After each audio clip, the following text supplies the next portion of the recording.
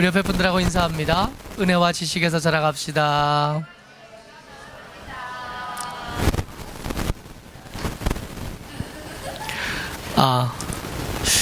앞에서 보는 사람들만 보는, 혹은 뒤에서만 보는 사람들에게만 보이는 재미가 있어요.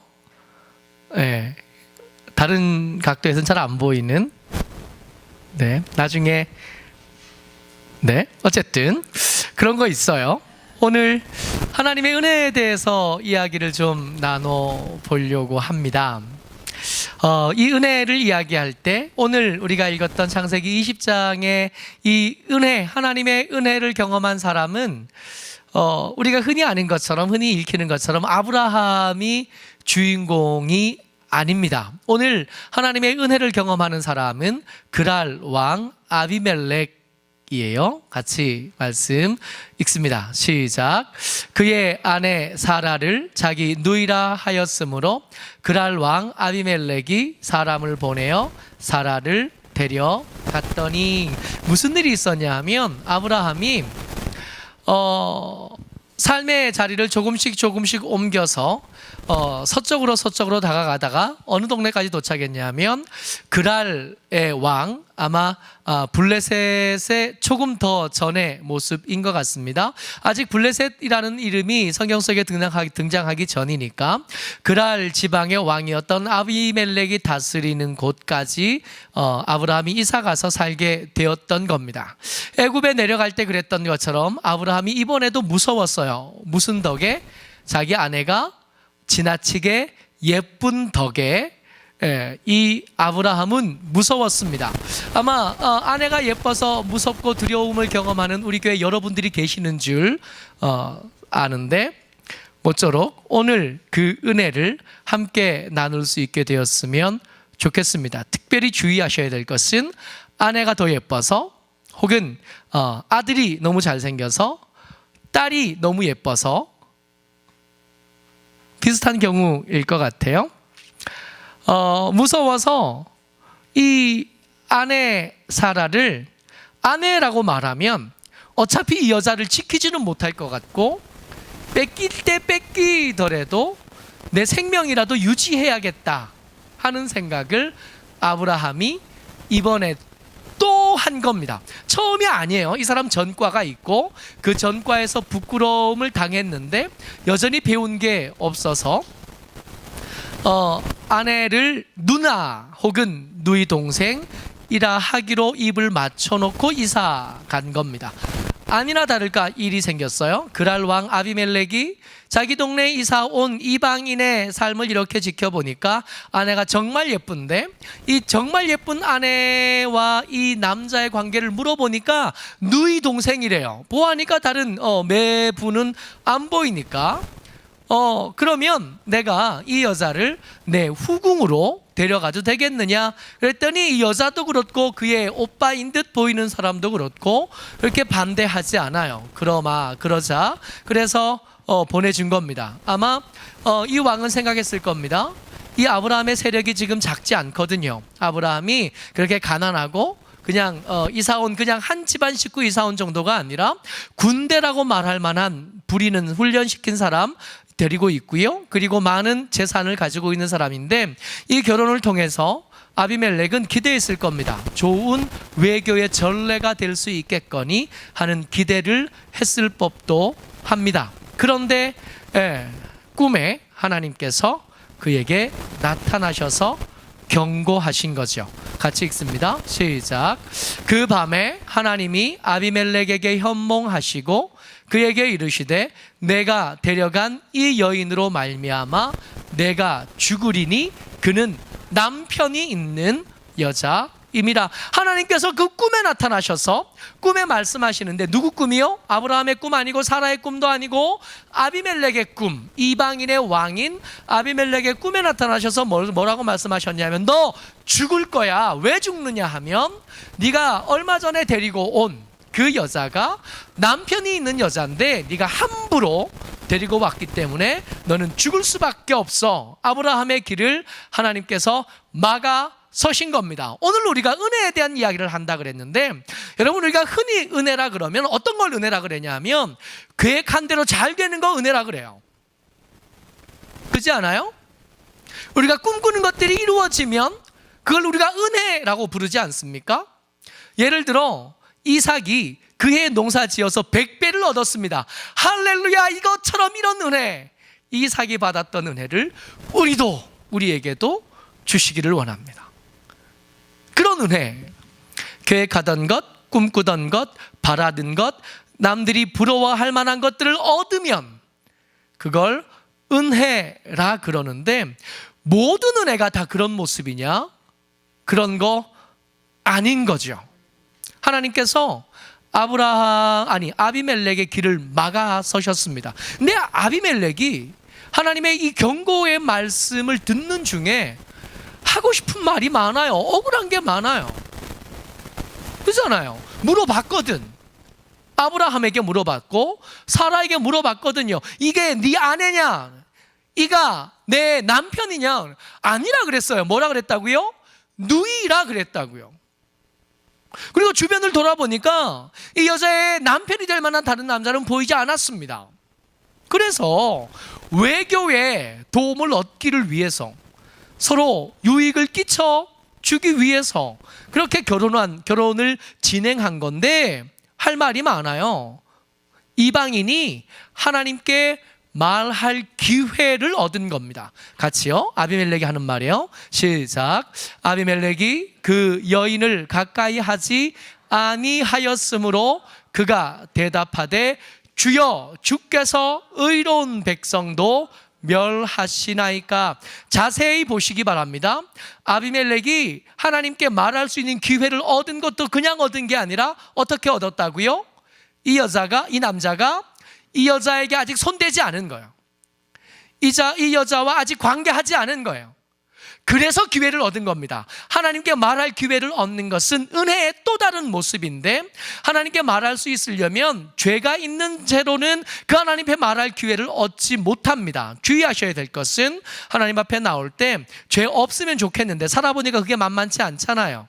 그래서 매번 기도할 때마다 우리의 부끄러움이 생각나고 우리의 모자람이 생각나서 먼저 회개함으로 하나님 앞에 나아갈 자격을 얻는 것부터 시작하는 것, 이게 우리의 기도인데, 아비멜렉이 본의 아니게, 원래 이렇게 금욕적인 사람이 아닌데 본의 아니게 아직 이 여자에게 손대지 못했어요.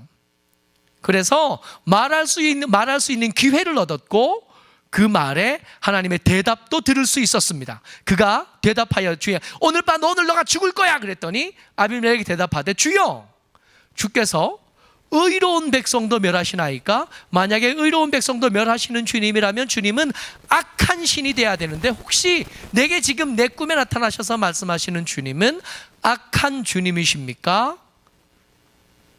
나는 온전한 마음과 깨끗한 손으로 이렇게 했습니다. 물어봤습니다. 확인했습니다. 몇 번이나 물어봤더니 아내가 아니라 그랬고 남편이 아니라 그랬습니다. 그래서 한 겁니다. 근데 진짜였을까요? 이 아비멜렉은 온전한 마음과 깨끗한 손, 악한 의도 없었고 음흉한 의도 없었을까요? 아니요. 있었죠. 은혜의 또 다른 모습이요.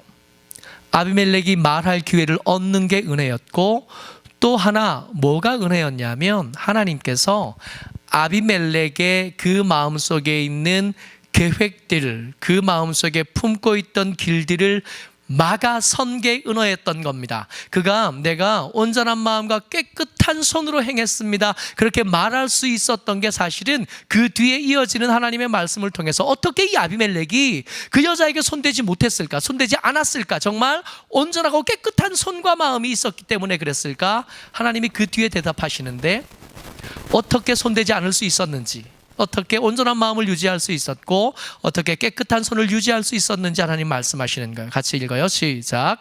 하나님이 꿈에 또 그에게 이르시되 내가 온전한 마음으로 이렇게 한 줄을 나도 알았으므로 너를 막아 내게 범죄하지 아니하게 하였나니 여인에게 가까이 하지 못하게 함이 이 때문이라. 뭐라고요? 아비멜렉이 그런 의도가 없었던 게 아니라 그럴 정신이 없도록 하나님께서 분주하게 만드셨다고요. 결혼을 했는데 그 신방에 찾아갈 시간이 없었던 거예요. 후궁을 하나 맞이했는데 한눈에 보기에도 아름다운 여자를 후궁으로 맞이했는데 그 후궁을 찾아갈 시간조차 없도록 그때부터 무지막지한 일이 생긴 겁니다. 사람들이 죽어나가기 시작하고 사람들의 계획이 깨트려지기 시작하고 그들의 평화가 깨트려지고 그들의 평안이 깨트려지고 그들의 계획이 망가지기 시작했어요. 그래서 그게 너무 바쁘고 신경 쓰여서 원래라면 결혼하고 저녁에 해가 지기 전에도 그 여자 방에 찾아갔어야 될 이 아비멜렉이 찾아갈 시간조차 나지 않았던 거예요. 결혼하는 그 시간부터 계속 바빴어요.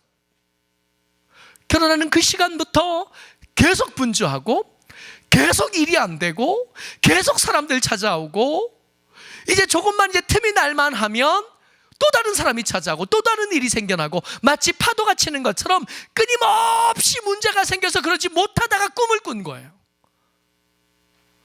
지금 아비멜렉이 내가 온전한 마음과 깨끗한 손으로 이렇게 했습니다 라고 말했는데 그건 그가 여자를 멀리하는 금욕적인 사람이라서가 아니라 하나님께서 그를 불쌍히 여기셨던 거예요. 하나님께서 그를 불쌍히 여기셔서 일 바쁘게 만들어 주신 거예요. 계획대로 안 되게 만들어 주신 거예요. 여러분, 우리가 흔히 생각하는 은혜와 지금 아비멜렉이 얻고 있는 은혜는 모양이 다릅니다. 우리가 흔히 생각할 때 은혜라 그러면 계획한 거, 준비한 거, 생각한 대로 되는 걸 은혜라고 생각하는데 여러분, 그런 은혜만 있을까요? 아니요. 아비멜렉 같이 이방인인 아비멜렉에게는 이런 세 가족, 하나님에 대해서 잘 모르고 하나님의 정의에 대해서 모르고 하나님의 공의에 대해서 잘 모르고 하나님의 성향에 대해서 전혀 모르는 이 사람에게 은혜가 가려면 그가 행하는 죄악된 거, 그가 마음에 품었던 악한 계획들, 그가 마음에 품고 있는 음란한 생각들이 안 돼야 그가 안 죽을 수 있는 방법이에요. 그러니까 예수는 믿었으나 아직 그 말씀에 대해서 충분히 훈련되지 못해서 말씀대로 살지 못하는 사람에게 하나님의 은혜는 어떤 모습이어야 되냐 하면 길 막으시는 게 하나님의 은혜일 수밖에 없는 거예요. 아직 하나님이 기뻐하시는 것을 같이 기뻐하지 못하는 하나님의 사람들에게는 하나님의 불쌍히 여기심이 임해서 그 계획하는 것이 안 돼야 돼요. 계획하는 게 되면 뭐가 돼요? 죄를 짓게 되고 사람들에게 함정이 되고 사람들을 속이게 될 거니까 하나님이 그를 사랑하셔서 그냥 내버려 두시지 못하신다면 뭐가 돼야 되냐면 길을 막아주셔야 돼요. 계획하는 게 안 돼야 돼. 마음에 품은 게 망가져야 돼. 그래야 이 사람이 믿음을 지키겠으니까. 그래야 이 사람들 때문에 피눈물살이 흐르는 사람들이 한 명이라도 줄겠으니까. 이 아비멜렉 같은 사람들에게는 하나님께서 막아주시는 은혜예요. 그 계획대로 안 되게 해주시는 은혜가 반드시 필요합니다. 그러면 이런 세 가족 같은 사람들, 아직 성숙하지 못한 사람들, 혹은 믿음이 없는 사람들만 이런 은혜가 필요하냐? 아니요, 우리가 많이 봤어요. 아브라함이 경험했던 은혜를 우리가 많이 봤습니다. 아브라함은요, 우리에게 믿음의 조상인 사람. 그럼에도 불구하고 하나님께서 아브라함의 길을 얼마나 자주 막으셨는지 우리 기억하고 있잖아요. 하나님께서 아브라함의 길을 막아주지 않으셨으면 아브라함의 아내 사레는 바로의 아이를 낳았을 거예요. 그렇지 않아요? 하나님께서 그 아브라함의 계획을 막아주셨으니까 여전히 사레가 그 순결함을 유지할 수 있었던 거지, 그 계획한 대로 됐다면 순결은커녕 벌써 바로의 아들을 잉태하고 바로의 아들을 낳았을 수 있을 거예요. 하나님께서 이 아브라함과 사라의 계획, 우리가 서로를 남편과 아내로 부르지 말고 누이와 오빠라고 부르자라고 계획할 때 그 계획한 것이 그대로 되었다면 사레는 아비멜렉의 아이를 낳았을 겁니다. 하나님께서 주시는 이 은혜, 하나님께서 길을 막아주셔서 생긴 경건함, 우리 계획대로 다 됐으면 우리 경건하지 못했을 거예요. 새 가족에게만 필요한 은혜가 아니라 아브라함같이 성숙한 사람들에게도 필요한 은혜가 이 길 막아주시는 은혜, 우리 계획대로 안 되게 하시는 은혜, 이게 필요한 거예요. 여러분, 여러분들과 제가 예배를 이제 그럴듯하게 드릴 수 있게 되었습니다. 예배 굉장히 멋있어요. 우리 아들 찬양 굉장히 멋있고, 찬양 인도하시는 전사님 굉장히 멋있고요, 같이 찬양하는 여러분들의 모습 굉장히 아름답고 멋있습니다. 이렇게 그럴듯하게 하나님 앞에 예배할 수 있게 되어진 이거요, 경건한 말입니다.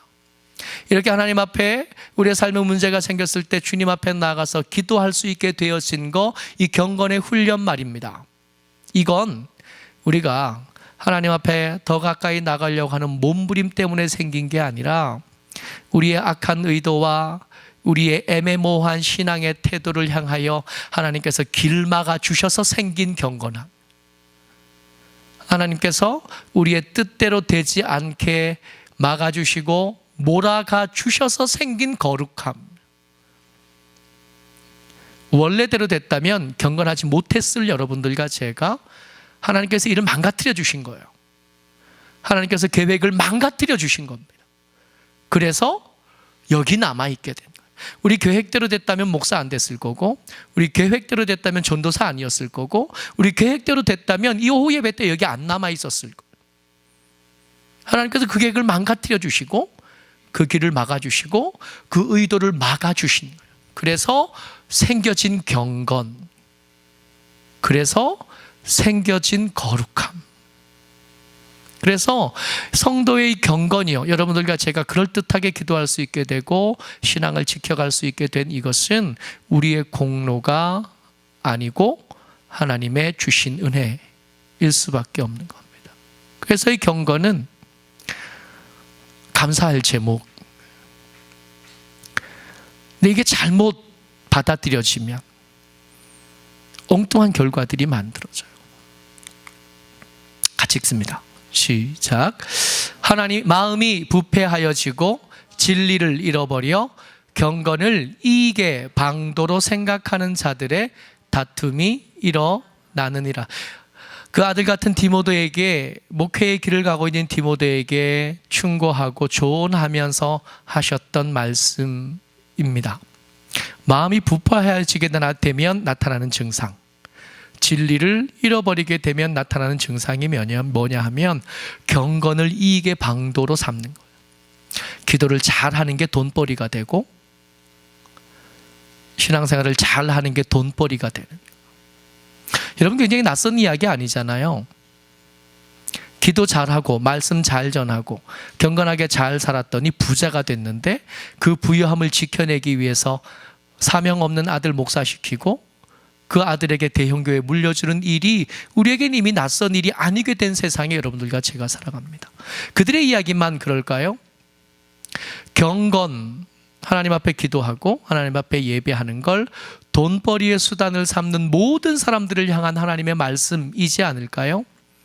길 막으시는 은혜에 대해서 무지해지고 나면, 은혜라고 한다면 우리가 계획한 거 다 그대로 되고, 아니 그대로 되는 것 정도가 아니라 100배의 열매를 맺게 되는 것만 은혜로 안다면 이 말씀에 아멘할 수 없게 되는, 어쩌록 저와 여러분들과 제가 열심히 신앙생활하면서 얻게 되는 경건, 거룩은 하나님의 은혜로 말미암아 여러분들과 제게 조금씩 훈련되어진 겁니다. 옛날에 예배 드릴 때 그렇게 불편하던 여러분들과 제가 이제 예배하지 않는 게 불편해지게 돼요.